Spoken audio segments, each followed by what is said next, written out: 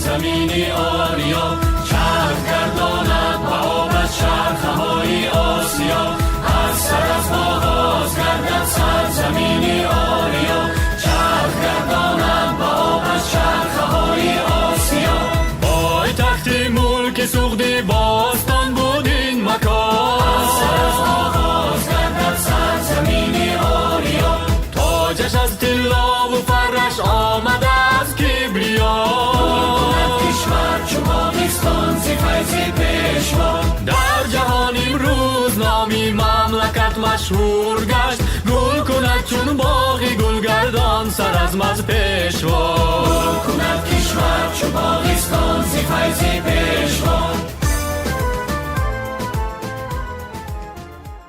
سیمپوزیوم بین‌المللی با افتخار 5500 سالگی سرعزم بوستون زیر عنوان سرعزم آغاز تمدن کشاورزی، هنرمندی و شهرسازی تاجیکان بعد تنفس نصف روزی با کار خود ادامه داد. تبریک کردم سیمپوزیوم سطح بین‌المللی دارد و عالمان باستانشناس از گوشه‌های گوناگون جهان به ما تبریکات خود و نقطه نظر خود را در به سرعزم باستان پیشنهاد کرده ایستادند و حالا نوبت گوش دادن به سخنان فرانسیس ریشارد از فرانسه است که ایشان در تحقیق تاریخ، زبان و ادبیات ملت تاجیک سهمی بسیار باسزا دارند. مرحمت.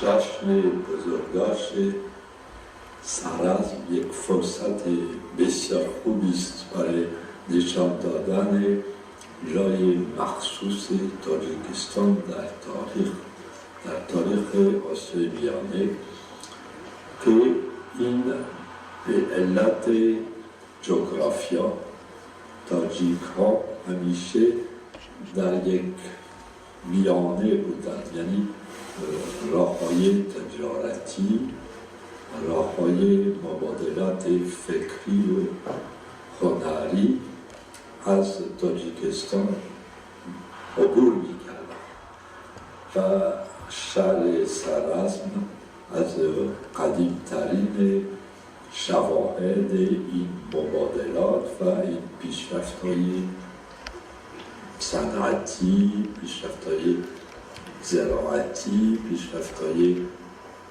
به طور کلی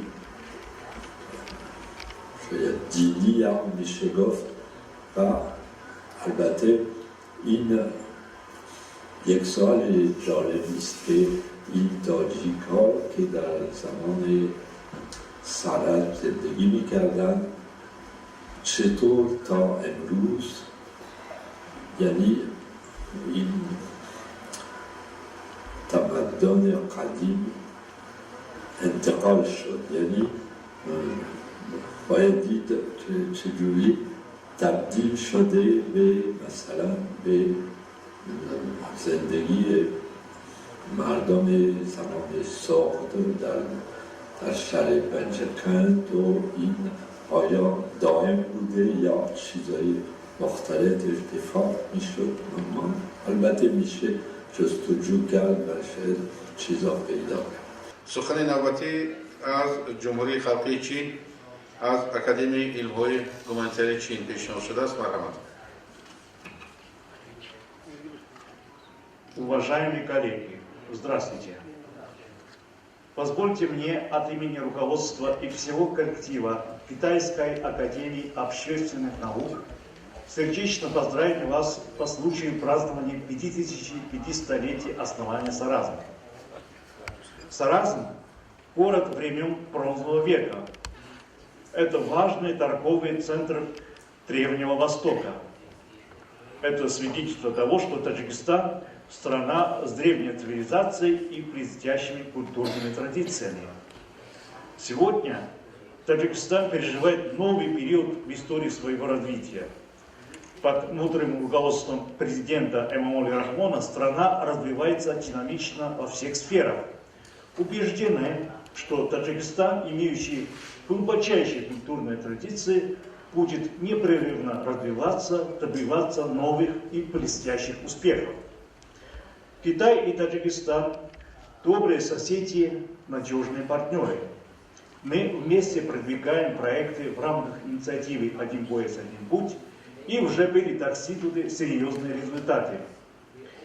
Важно отметить, что Китай и Таджикистан находятся на ключевой стадии национального возрождения, и нам необходимо скоординировать наши стратегии развития, вместе достойно ответить на новые вызовы в интересах соразвития и на благо народов наших стран. Дамы и господа, Китайская академия общественных наук является национальным центром в области гуманитарных и общественных наук. Это мозговой центр высокого уровня в Китае. В июне 2019 года при присутствии глав наших государств между нашими академиями было подписано соглашение о сотрудничестве, что открывается новая страница в истории научных обменов в наших странах. Мы очень рассчитываем на плодотворное сотрудничество и эффективную кооперацию с коллегами из Таджикистана, чтобы внести свой вклад в развитие межгосударственных отношений в духе всестороннего стратегического партнерства. В заключение хотел бы пожелать народу Таджикистана процветания и благополучия и вечной дружбы между Китаем и Таджикистаном. Благодарю вас за внимание. و البته شریک ما قید کردیم عالمون زیاد از فدراسیون روسیه همراه ما بودند هستند و در کارهای علمی تحقیقاتی با ما شریک هستند و امروز در ابتدای آغاز سیمپوزیوم نمیتوانستیم که سخن نوبتی با آنها ندهیم و سخن نوبتی با دو و نادیجده که سالهای زیاد در این مسئله در این موضوع کار کردند تحقیقات بردند و سخن نوبتی با آن کس که آن کس را якжо гуш мекунем. Мархамат. Здравствуйте, уважаемые участники конференции. Разрешите поздравить вас с таким замечательным праздником, как 5000-летняя юбилей, годовщина такого памятника, как Саразм. К сожалению, многие из нас хотели бы приехать, принять участие очное, сделать доклады, рассказать о тех параллелях, находках, которые есть на Саразме с другими территориями, но по объективным обстоятельствам мы этого сделать, к сожалению, не можем. Но издалека мне хотелось бы пожелать и успехов вашей конференции, пожелать дальнейшего успешного сотрудничества ученых России, Таджикистана, других стран по изучению этого прекрасного памятника.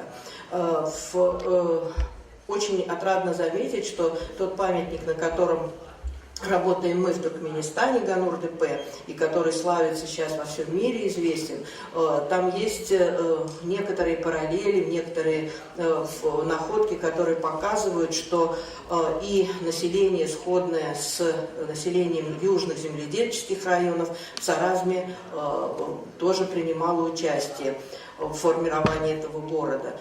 Саразм знаменит тем, что он находится на границе степей и земледельческих оазисов. Именно этим удобным расположением и объясняется его процветание.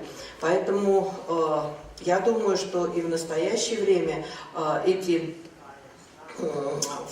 благоприятные условия будут сказываться на и развитии самого города Пенджикента, который рядом расположен, и, конечно, на изучении и самого памятника. Желаю археологам новых находок, интересных находок, которые по-новому дадут возможность осветить историю Таджикистана. От всего сердца еще раз поздравляю с открытием конференции, с этим замечательным юбилеем всех участников конференции, друзей, коллег таджикских, и желаю всем успешной дальнейшей работы.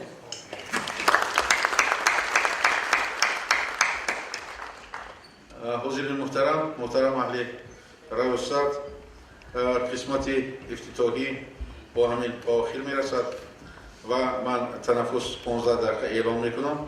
بعد از تنفس کار سیمپوزیوم ادامه مییابد. برنامه کار سیمپوزیوم در دست شما هست. و در اینجا البته معروضهای علمی زیاد پیشنهاد شده است و در اینجا عالمان شناخته تاجیک باستان شناسان، تاریخ شناسان حضور دارند و من باوری کامل دارم که امروز باز دایر به پهلوهای گوناگونی زندگی، حیات و عموما آن دستاوردهایی که علم تاجیک دارد در سمت باستان شناسی و سمت یکدیگر رسانیده می شود. پژوهشگران نتیجه های آخرین تحقیقات خود را به سمت یکدیگر می رسانند و تمام اون نتیجه تحقیقاتی که دایر به سر از باستان شد در اکادمی علم‌های جمهوری تاجیکستان در شکل 14 کتاب روی چاپ آمد به زبان‌های گوناگون از طرف مقامات محلی و حکومت دولتی در روز اتصال نیز کارهای علمی تحقیقاتی زیادی که بودند به چاپ رسانیده شدند که دسترس مهمانان سیمپوزیوم گردانیده می‌شوند و من بعد باوری کامل دارم که در سطح جهانی این تحقیقات و نتیجه پژوهش‌ها پورا به نشر می‌رسند، مورد بررسی و دسترسی تمام عالمان جهان گردانیده خواهند شد و با همین تمنیات قسمت افتتاحی را من کوشیده اعلام میکنم و بعد از تنفس در همین تالار کار سیمپوزیوم ادامه داده می شود. تشکر.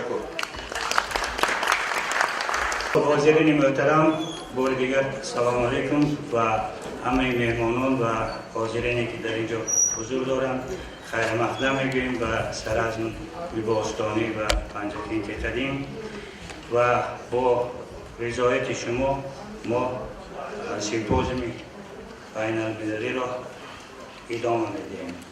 حاضر موافق برنامه تعلیمی برنامه سیمپوزیوم سخن و نایب پرزیدنت اکادمی ملی علم‌های جمهوری تاجیکستان دکتر علم‌های سیاست شناسی در موضوع نقش پیشوای ملت امام علی رحمان در احیای خاطره تاریخی و تفکیک دولت‌داری ملی. مرحبا.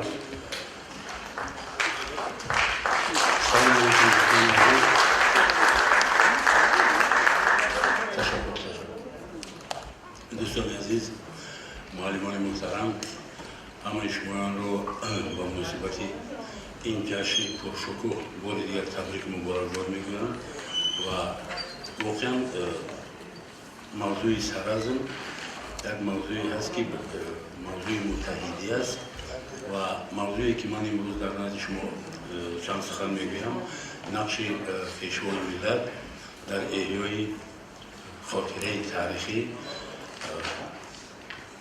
و تحکیم دولت‌داری ملی میباشد. در واقع برای همه تاریخ شناسا و مردمی که به علم‌های جامعه شناسی سر و کار دارند موضوع خاطره تاریخی یکی از موضوعهای خیلی مبرم است و بحث و تلاش‌ها در گرد اطراف خاطره تاریخی هم خیلی زیاد است. اما بعد دست آوردن استقلال سیاسی در کشور ما هم در برابر دیگر کشورها بحث در گرد و اطراف خاطره تاریخی خیلی زیاد پیدا شد و سوال به میان میآید که برای چی بعد پاشخوری اتحاد شوروی نسبت خاطره تاریخی در همه کشورهای پسا شوروی مسئله‌های زیادی به میان آمدند. خاطره تاریخی این از اینجور سوال به میان میاد که خاطره تاریخی چیست؟ خاطره تاریخی یک زنجیره پی در پی ارزش‌هایی هستند که از یک نسل به نسل دیگر انتقال می‌یابند و واقعا این نشانه یا یک آینه اساسی خودشناسی و خود آگاهی ملی می‌شود. از این نقطه نظر شاید که از نظر علمی وقتی که ما صحبت میکنیم برای بعضی جوانان کمتر مشکل‌تر تابد، اما در مجموع وقتی که یک سیاست کبیر از جانب پیشوای معظم ملت پیشنهاد می شود برای احیا نمودن کوشک‌های سر به فلکی به خاک یکسان شده ملت ما، وقتی که از جانب پیشوای معظم ملت قلعه‌هایی که در تمام ناحیه و در تمام قلمداد کشور ما اثر اینا بنیاد میشوند، همه این منظور به آن است که احیا نمودن خاطره تاریخی ملت برای خودشناسی و خود آگاهی ملی است. خب یک شهری در یونان هست با نام دلفی. برای تاریخ شناسا خیلی شهری معلوم و مشهور است که از سطح بر قریب که 1500 متر بلندتر است و زمانی 2500 سال پیش در این شهر مردمان زندگی میکردند که واقعا یونانی های اصیل بودند و از همه نقطه بلندترینی که در یونان هست در سنگ این کوه حکاکی شده است. پزنه سیبیا خود را شناس، یعنی همه خود را شناس همان خودشناسی است که انسان وقتی که خود را میشناسد و دیگر تمام جوهر و جواهرات ملت خود را شناخته میتواند. از این بود امروز زمانی که ما درباره پیشوای معظم ملت صحبت میکنیم و نقش آن در خودشناسی و خودآگاهی ملی یا که درباره احیا نمودن خاطره تاریخی صحبت میکنیم، پیش نظرمون پیش از همه تمامی دستاوردهایی که در زمان صاحب استقلالی ما به دست آوردیم در ساحه ارخئولوژی است، تاریخ است و دیگر فن‌هایی که جامعه شناسی هستند، اینها بیچون و چرا برای احیا نمودن خاطره تاریخی هستند. اینقدر جشن‌هایی که پیش از آن در اینجا نامگیر کردن، نامبر کردن، جشن 1500 سالگی و جشن‌های 1000 سالگی و جشن‌های 3000 سالگی، این جشن‌ها همش به خاطر احیا نمودن خاطره تاریخی است. و عالمان معلوم است که در اینجا شما میدونید که خاطره تاریخی رو به دو قسم تقسیم میکنند. یکیش خاطره تاریخی کهن است که اون بیشتر به عنعنه‌ها تکیه میکنند. دیگرش خاطره تاریخی معاصر است که امروز با ایدئولوژیا و خط و سواد و نوشتن وابستگی دارد. از این رو هر آنچه که بحث در گرد و اطراف مثلا یا سرز می رود یا خلبوب می رود یا مثلا کران می رود یا مثلا قهقه و شرشه و دیگر قلعه هایی که ما از نوع احیا و بنیاد کرده استفاده می‌بریم، این پیش از همه برای خاطره احیا نمودن خاطره تاریخی است و نتیجه آن در تعلیم و تربیه نسل نو جایهای خود را دارد.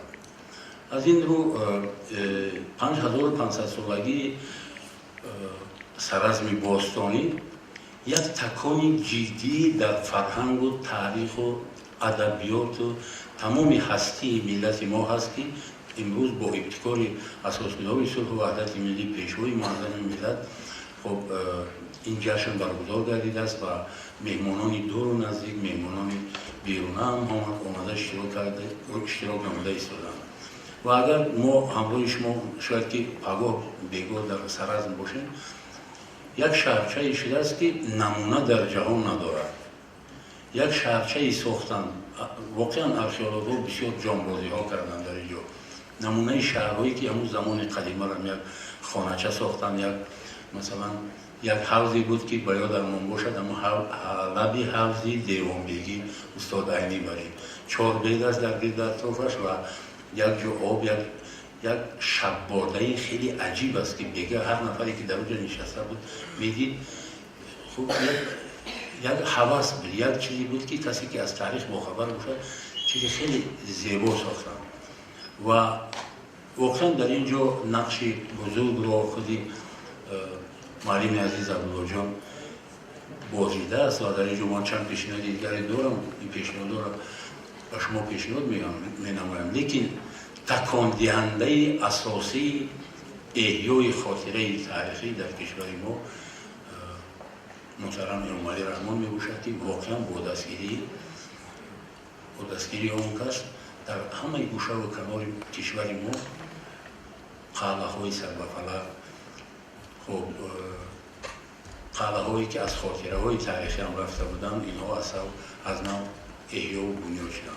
در برابر این البته ما بازگرم تکرار میکنیم که این جشن های فرزندان فرزانه ملت که ما قریب که هر سال جشن میگیریم در برابر دیگر ایدها، خب احیا نمودن ایدی نوروز، تیرگان، خب دیگر ایدهایی که مثلا از یادها رفته بودن، اینها هم عامل اساسی بیدار نمودن خاطره تاریخی است که امروز برای تربیه نسل نو بسیار مهمیت خاصه دارند.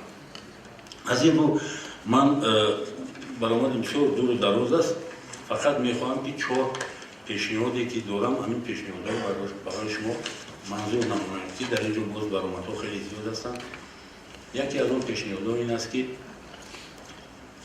برای احیا نمودن خاطره تاریخی تمام دستاوردهایی که در زمان صاحب استقلالی ما به دست آوردیم باید آنها را با خدمت‌های اساسگذار صلح و وحدت ملی پیشوای معظم ملت امام علی رحمان وابسته و پیوسته دانسته خودی در تشویق و ترغیب همین خدمت‌های این شخصیت بزرگ باید که اکثریت ما و شما زیایان کشور باید دست داشته باشیم.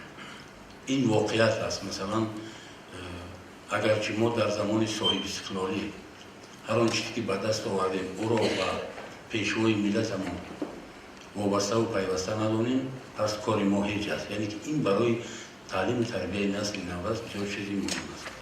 خب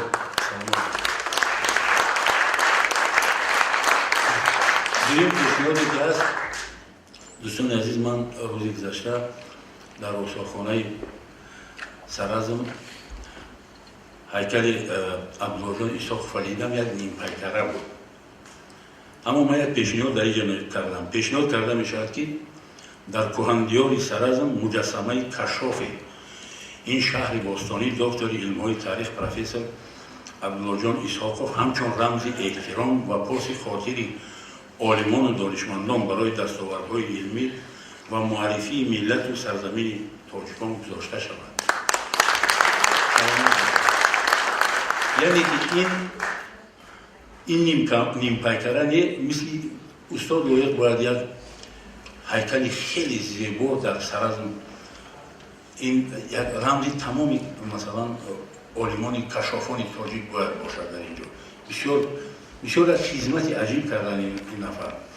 خب سیوم در ردیف سرازم باستانی ویرانه‌های شهر پنجکент قدیمی قامت افراخته‌اند که آنها شاهد اصطلاح عرب سوختن و به یغما بردن ثروت و ارزش‌های معنوی ملت می‌باشند.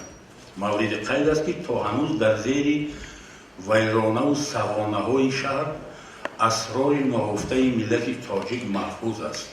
بنابراین پیشنهاد می‌نماییم که شهر پنجکент قدیمه همچون شهری پر از خاطره تاریخی ملت تاجیک تا زمان از نو تعمیر نمودن با بالاپوش مخصوص جهازانیده شود. با این عمل ما نه تنها ویرانه‌های پراسرار کشورمان را می‌پوشانیم و آنها را از هر گونه آفت‌ها امین نگاه می‌داریم، بلکه خاطره تاریخی ملت خویش را اعتراف و احترام و حفظ می‌نماییم. دوستان عزیز،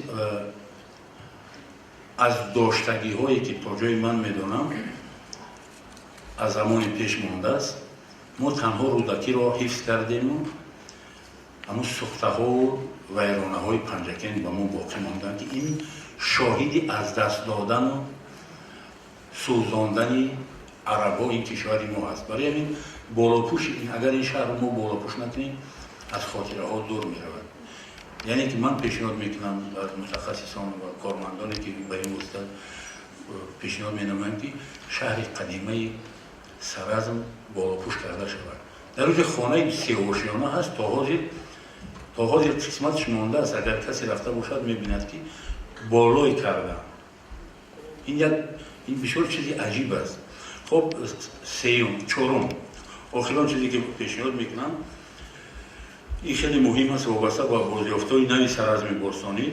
پیشنهاد می‌نمایم که مسئله حفریات آبکارزی‌های سرازم از نو مورد تجدید نظر باستانشناسان قرار داده شود، زیرا که از قدیم الایام ساختمان آبکارزی‌ها کسب اجدادی نیاگان ماست و گمان می‌رود که تاریخ دیگر آبکارزی‌های جهان نیز به‌واسطه به این شهر قدیمی آریان نژادان وابستگی دارد.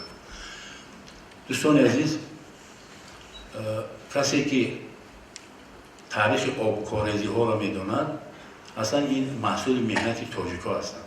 مثلا در شینجان 5000 کیلومتر آبکارزی است. در مثلا ایران قریب 75 کیلومتر آبکارزی ساخته شده. عجیبش است که در تاجیکستان дар ҷойҳое ки буд ном мондааст. Масалан дар Данғара мо дорем корез, дар поёни Кӯлоб корези боло, корези поён, дар Муминобод дорем обкорезӣ, дар Панҷакен дорем обкорезӣ. Ино ҳастанд ки маҳсули меҳнати на чандон дур, шояд ки масалан 500 сол бошад то 300 сола бошад, аммо пештара обкорезиҳое ки буданд ҳамаш барои чӣ обкорезӣ мекарданд? Одамо дар кӯҳҳо маъдан мекофтанд ва вақт мехостанд ки ҳамин оба берун ба куҷое баранд, ахир ки шуд баъд колодез кандан, охир устоҳое шуданд ки ҳатто ба Андалусия бурдан обкорезиҳо, устоҳои моро барои кандани обкорезӣ. Ва пешниҳоди ман маънои онро дорад ки агар мо дар ҳамин 5500 солагиро ки ҷашн мегирем, хати обкорезиҳое ки ё аз чап ё аз тарафи рост омадан ба даруни Саразм, инҳоро агар мо ёбем ҳамаша, баъзан чизош ҳастанд. Яъне мо ба ҷаҳониён маърифӣ мекунем ки 5500 сол пеш обкорезиҳо дар ин Саразми бостонии мо буданд ва аввалин обкорезиҳо ҳастанд.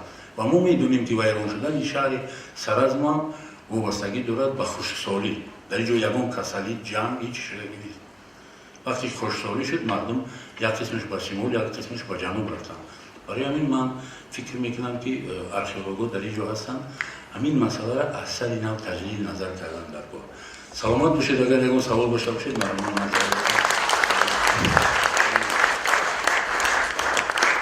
Ташаккур устод. Хеле дар қисмати аввали симпозиум шоҳид будем. ҳамкорон, ҳампоён, олимон, донишмандон ва бевосита онҳое ки бо таърихи кӯҳани Тоҷикистон, бо ёдгориҳои бостоншиносии Тоҷикистон алоқа доранд, тавассути видео, табрикоту ва ҳаммаслаки мо будани худошонро фиристода буданд. ва вазе хоҳиш мекунем ки махсусан бостоншиносони рус ва антрополого ва дигар олимоне ки бо бостоншиносону донишмандони Тоҷикистон ҳамкорӣ доранд, суханҳои табрикии онҳоро гузоранд. Пеш аз ҳама Виноградова Наталья Матвеевна ва Светлана Шнайдер ва табрикоти кафедраи археологияи Донишгоҳи давлатии Болтой. Уважаемый господин президент Академии наук Таджикистана, гости и участники симпозиума в честь 5500-летия Саразма. От имени дирекции Института Востоковедения Российской Академии Наук позвольте поздравить вас с этой юбилейной датой.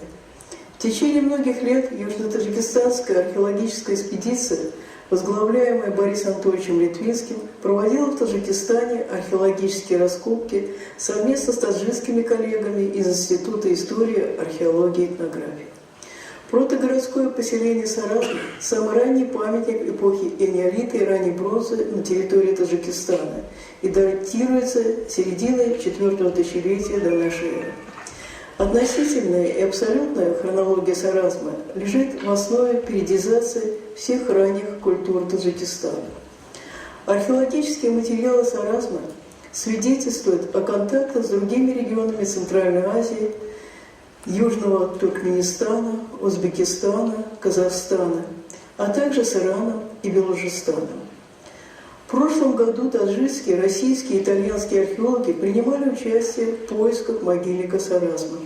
Были получены предварительные результаты, которые позволяют говорить о нахождении могильника в местности Мустафа-Тепа в 1 километре от поселения Саразм. Российские археологи очень надеются, если будут открыты границы, на продолжение этих работ в этом году. Хочется здесь также вспомнить имена археологов, которые не дожили до этого юбилея. Это первооткрыватель и главный археолог Саразма Абдуладжон Исаков.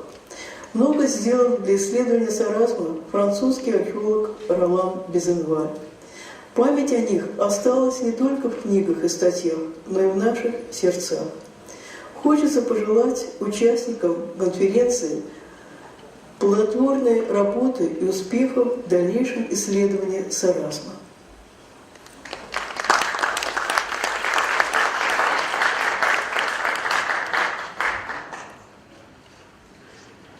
Здравствуйте, уважаемые коллеги. Меня зовут Шнайдер Светлана, я археолог из Новосибирска.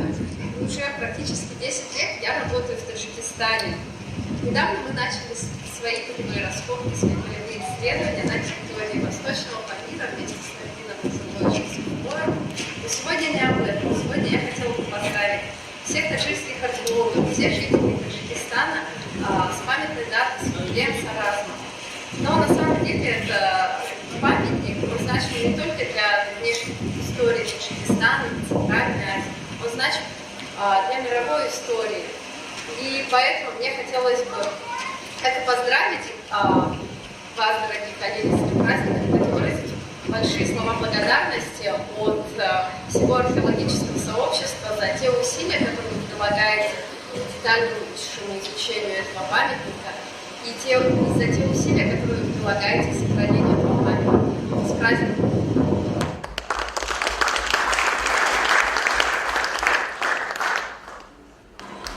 Добрый день! Вас приветствуют сотрудники кафедры археологии, этнографии и музеологии Алтайского государственного университета. Мы передаем большой привет Таджикистану, большой привет коллегам из Института истории, археологии и этнографии имени Дониша.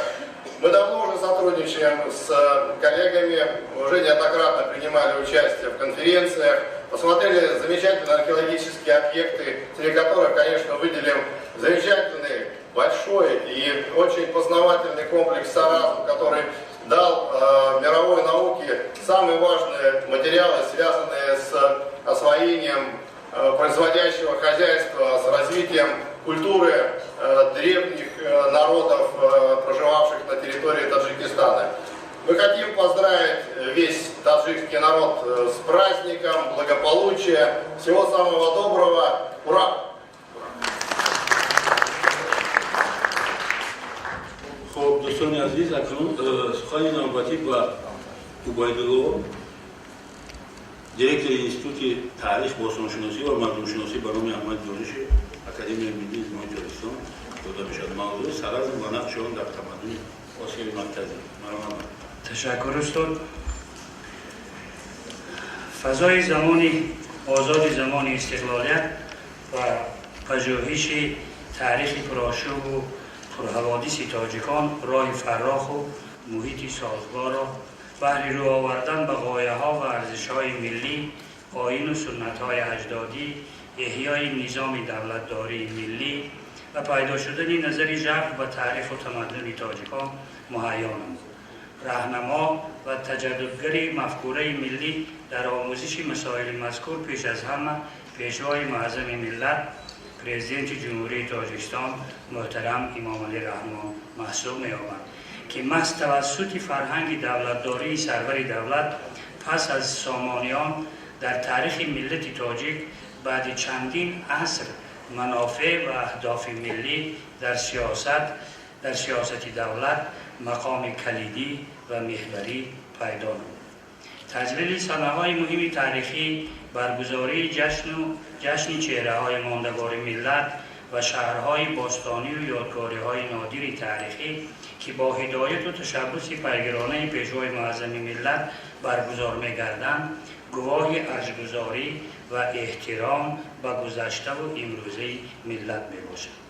جشنگیری 5500 سالگی شهر سرازم باستانی که بر روی خط جشنواره‌های جهانی یونسکو در سالهای 2020-2021 شامل شده است و این شب و روز برگزار می‌گردد، باز یک تشبث و ابتکارات در راه تحکیم خودشناسی تاریخی جامعه کشور است. واقعاً احیا و از نو برقرارسازی سازی و معرفی یکی از نادرترین یادگاری‌های منطقه آسیای مرکزی شهر سرازم باستانی ارزشمندترین بازیافت علم باستانشناسی تاجیک در 10 سالها محسوب می‌یابد. سرازم یادگاری عهد انیالیت و ابتدای عصر برنجی در آسیای مرکزی بوده به میانه 1000 ساله 4 و ابتدای 1000 ساله 3 تا میلاد منسوب است که در این دوره تمدن کشاورزی، هنرمندی و شهرسازی تاجیکان ابتدا می‌گیرد. این خلاصه علمی در زمینه تحقیقات طولانی عالمان وطنی و خارجی در چندین همایش‌های بین المللی ابراز گردید و وابسته به تاریخ و پژوهش آن سلسله اثرها و مقاله‌های زیادی علمی تحقیقاتی عالمان وطنی و خارجی و زبان‌های گوناگون به چاپ رسیدند که در اینجا یک گروهش برای دیدن گذاشته شده است. سرچشمه‌های تاریخی گواهی می‌دهند، تاکید می‌نمایند پرزیدنت جمهوری تاجیکستان محترم امام علی رحمان که بازیافت‌های مدنیت قدیمی خلق تاجیک به هزار ساله چهارم تا میلاد منسوب بوده اولین شهرها و نخستین دولت‌های تاریخی ما در همین سرزمین به وجود آمدند که نمونه بهترینشان شهرک قدیمی سرازم میباشد. سرازم که سال 1976 از طرف باستانشناسی شناخته استاد عبدالله جان اسحاقوف کشف گردید، 15 کیلومتر غربتر از شهر پنجکت جایگیر بوده، از جهت موقع جغرافی شمالترین باششگاه شکل مدنی مقیمی کشاورزی منطقه آسیای مرکزی می باشد. تمدن سرازم نزدیک 1500 سال ادامه یافته. مرحله رشد و نمو آن به دوره آخر اینیالید و ابتدای عصر برنجی 1004 و 3 پیش از میلاد راست می آید. تشخیص‌های اولی نشان دادند که مساحت یادگاری نه کم از 100 گکتر است، ولی متاسفانه پس از تنزل سرازم در دوره‌های بعدی تاریخی که این حدود از نو به صفت مکانی زیست انتخاب شده و باعث از بین رفتن زیاده از 40 گکتری مساحت یادگاری گردیده است.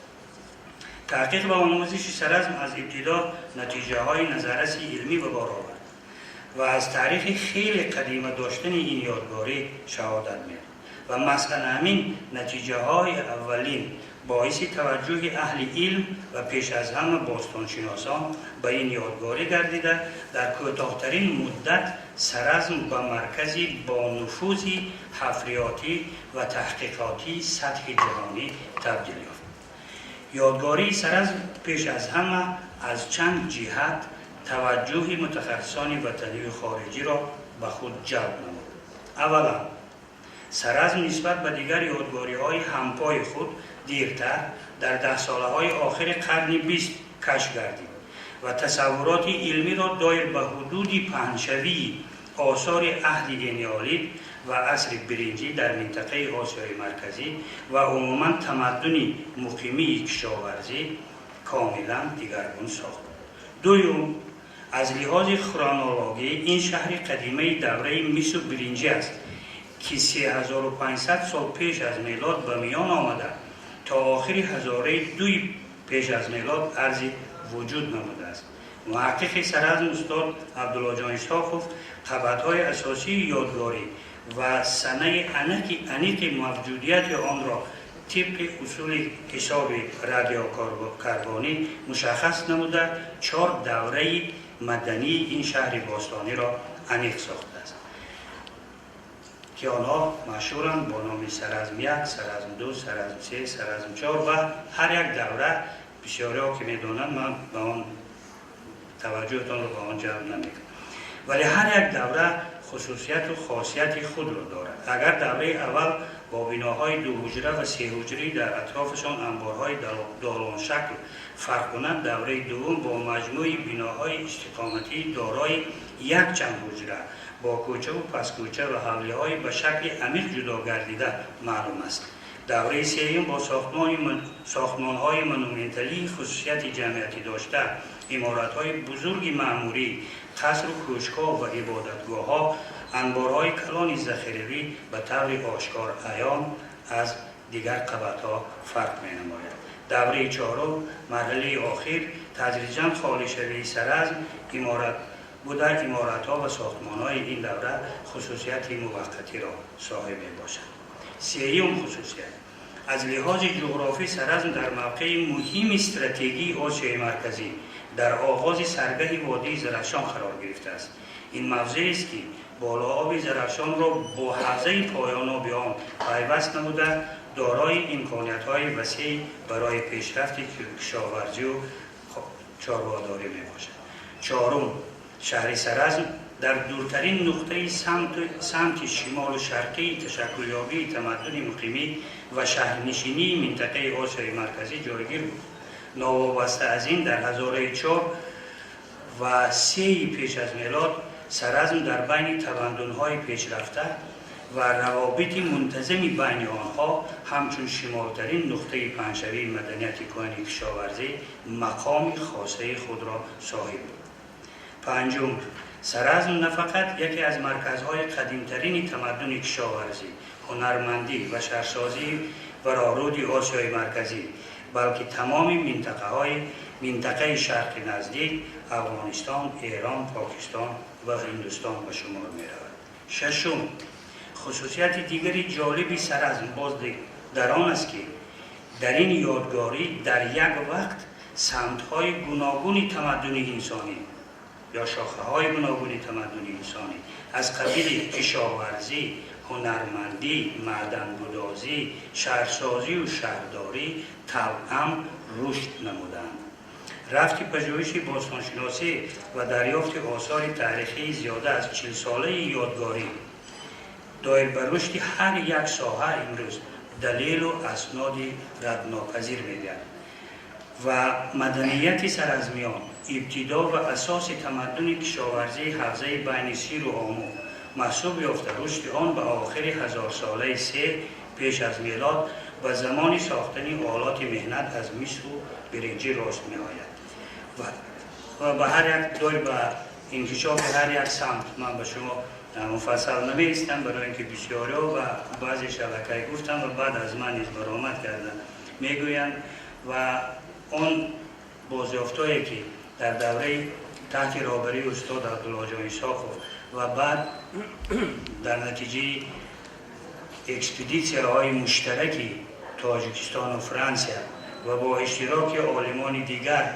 در سرزم گذرانیده شدند و مخصوصاً از 2 می سال 2019 تا امروز که شب و روز باستانشناسان در این موضوع کار میکنند و آن بازیافتهایی که یافتند دایر به هر یک سمتی تمدن سرزم و نقش آن معلومات میدهند. برای این را بسیار نمیستم و وقت شما را بسیار نمیگیرم در این سمت. خب هفتم، سرزم در مرحله گذریش از 1004 به 1003 یکی از مرکزهای مهمی آمیزش فرهنگ اهل باستان بود. نگاره‌های به دست آمده از این موضوع تاریخی از علاقه مدنی و تجارتی سرزم با مرکزهای فرهنگی همجوار خود که در حدودهای امروزه افغانستان، پاکستان، هندوستان و ایران جایگیر بودند شهادت می‌دهند. در حفریات سرزم دریافت شدن زر و زیورها، عقیق، لاجورد، فیروزه، یشما و استخوان‌های گوشت‌ماه‌های بحری و اقیانوسی ساخته شده که از دیگر کشورها آورده شده بودند دلیل این اندیشه. همین در تکیه به اسناد قوی امروزه